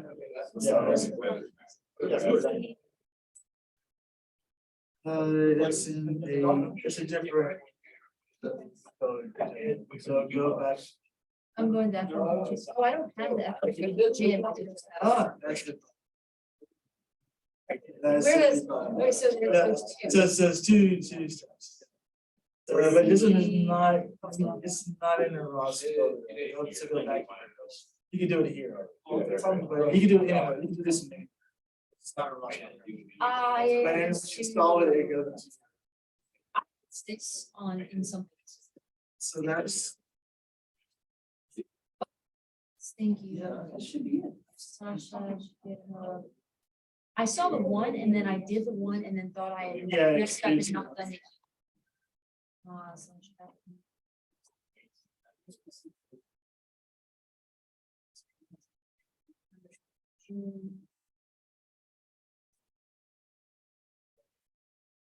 Outside, the other one's inside. So the Jim Ross is inside sort of. Gym and.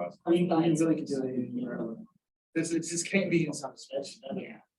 It's gonna get. CD. They need the three installer. Yep. Install. Once it's over, you know, it's. Gonna go into that installs that.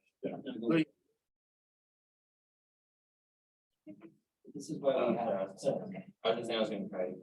You may want to do that. That's also maybe do courses, that's still on think business. So, Right. okay, so I just completely got rid of that. Okay. So when I cloned this one actually cloned in just the sim, like here. Yeah. I can go here. That's what I heard. Clone that out. It'll make sense. Actually came down, okay.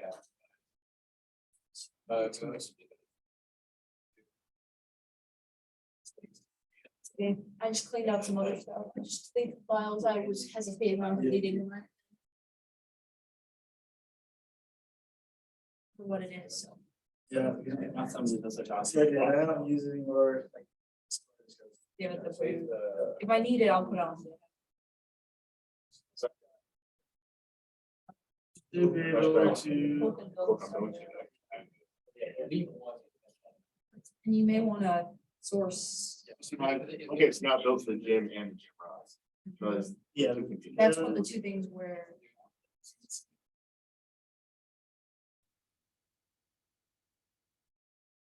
I've never seen the source installed. Oh. Or. I would resource all the stuff.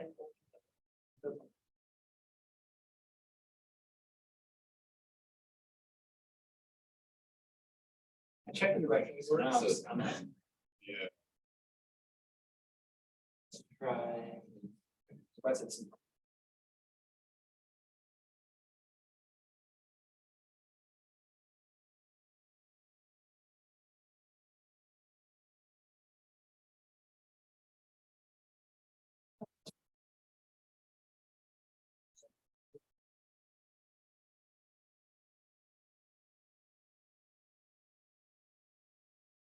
Yeah, I don't think that's supposed to be inside this. We're gonna get directly. Spread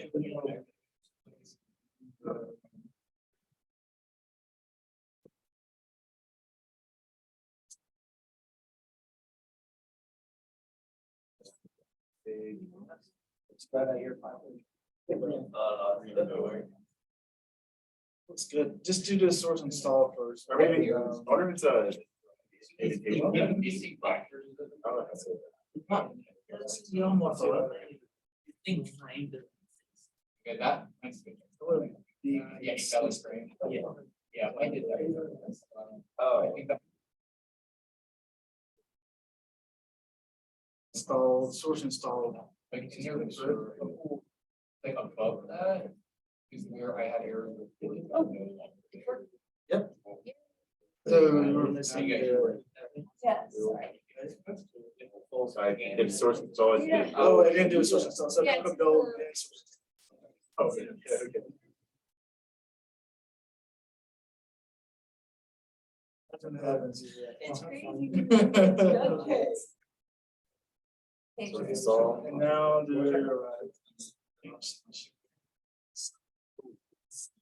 give it a couple seconds.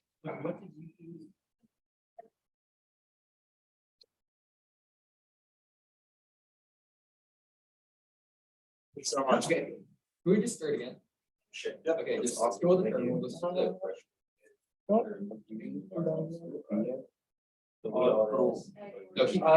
So Pro is the best thing, but it's requires like a license or something like, I don't know if you could run it. Is it a trial version or the full version? Download from this link. Cool. Alright, I didn't know it was giving away that. Yes, that works. It's the, no, you can use this works fine. This is only allowed to use one VM, which is fine. The Pro. So, I mean, when I installed Ubuntu here. So, Yeah, I was to create a new machine. So, but that occupied my hard disk.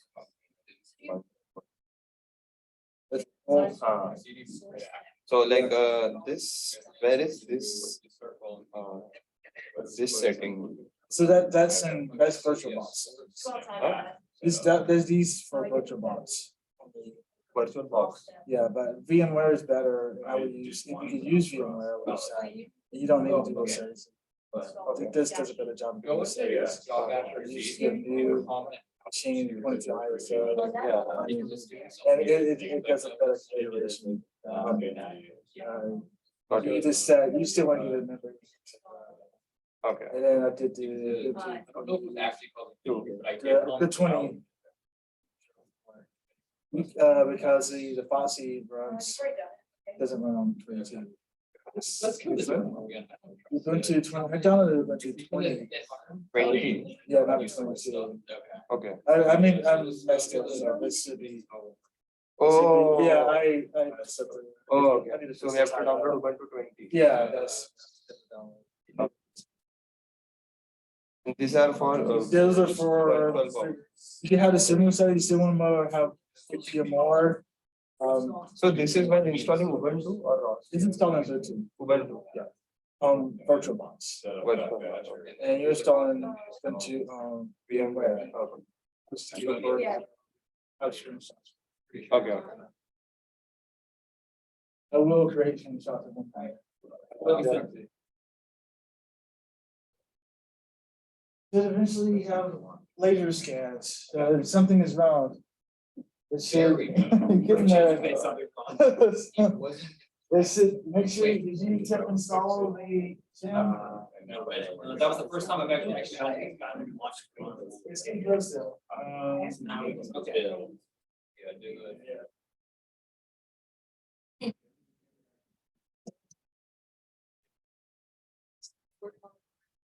Let's do the setup, install. Storage.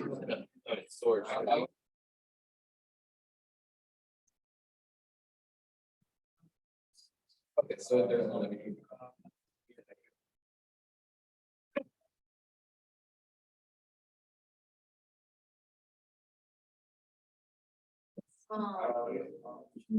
Remind.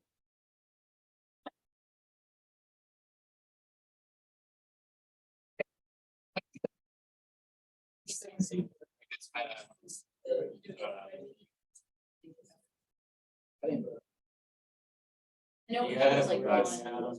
Let's see what happens. Yeah, I just want to check. Is that I wouldn't respond, but I was.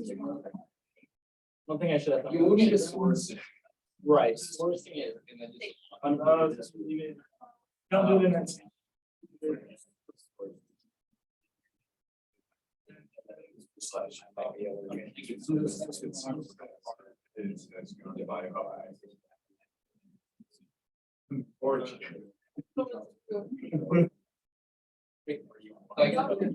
Yes.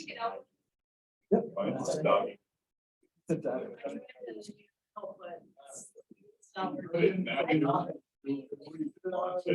I might have just gotten lucky and spot roll.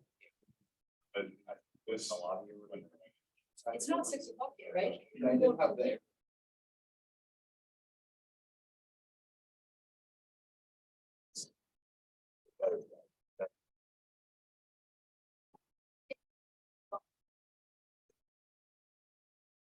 It's really. If you look at the left side, and there's a bunch of papers.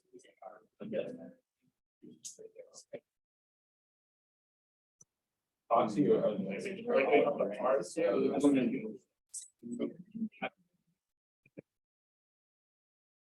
an area that could go to. I would try and be-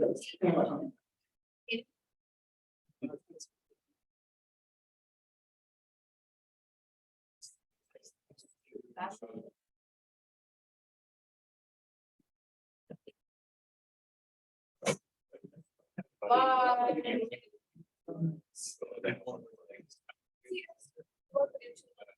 Thank you.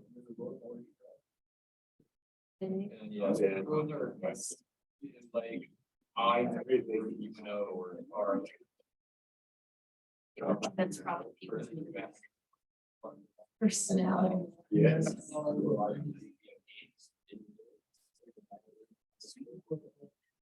I'm probably gonna go. The opposite. Yeah, you.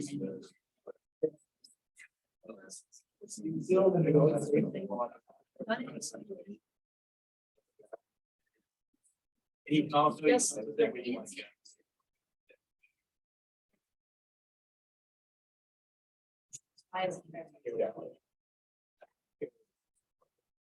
I've got one that I don't. You can go another command. I was gonna ping you. But this might take forever if you run. It'll be a Monday. Let me know. It'll be Tuesday. It might be Tuesday. Oh, so okay, different housing. So I talked to the lady, right? You did? I did, but I didn't go along. He said it's graduate housing, you get it 2%. I don't know who my other person.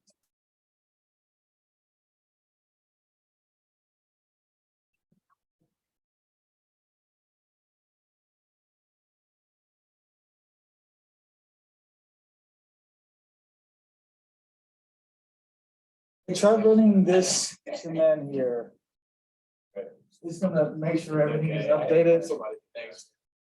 but it's, Did you apply?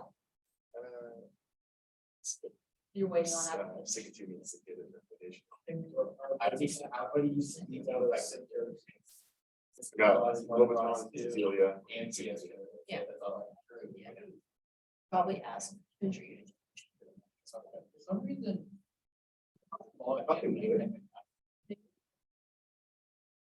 It's like, it's gonna take another 2 weeks. But you have to ask. You're not gonna ask. Then it goes here. Wait. that's right, that's something that is. Thank you, sir. Yeah, we got it. Okay, good. Oh, So okay. the next thing in that PowerPoint was just doing the yellow rock there. Okay, we got that. Yeah. You got that working? Yes, sir. Then the next project is program. You can do that later or. That's soon. Okay. Oh, I guess that's irrelevant. That's. I'm here, so you don't want to say. Really. It's unfortunate. I have to They're not go, but then related. so I'll go I need graduate status. like the next To get one. back to Yeah. housing. Cassidy, he's asking if we want to get into the code. I would get going, but he was asking if we wanted to stay. I think we'll start it next. Okay. This was awesome, though. I really. Yeah, thank you. That was. appreciate Yeah. the time to, like, Look I'm into. going Apple to, Tech. if you have any questions, just send an email and, let's stop the recording, it's probably been pretty. Yeah, I think going through the code the next time would be awesome. I really appreciate the time you put into this. It's fantastic. Yeah, most of it I had. Let me know whether, I was already stopped. I got smiley. Yes. Yeah, I just put together, I'm still working on cleaning up the notes, so that was one, but it was good. I meant to do this maybe over the summer. So I gave me a head start. Now I'm there like, oh, I missed this part here. I'm gonna repeat this in the. Okay, yeah, it was just these two. So plus the next. Doesn't show up. We'll check the YAML file, make sure the path is, it doesn't come up immediately, but it should come up. Yeah, Lynn's actually new. So it's just not.